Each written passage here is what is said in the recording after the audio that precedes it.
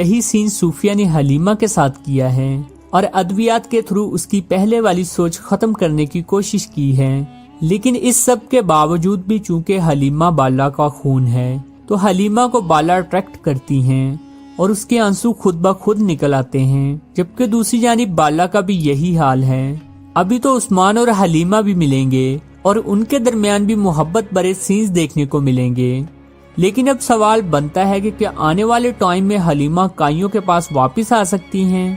Viewers, یہ دو طرح سے ہی ممکن ہے۔ ایک تو یہ کہ بالا کو کہیں سے پتہ چل جائے کہ بوائنا ہی حلیمہ ہیں اور وہ ادویات کے تھرو حلیمہ کا علاج کریں، جس کے بعد حلیمہ کی یادداشت واپس آ جائے اور وہ بالا خاتون کو پہچان لیں۔ یا پھر یہ ہوگا کہ اگر صوفیہ ایکسپوز ہو جاتی ہے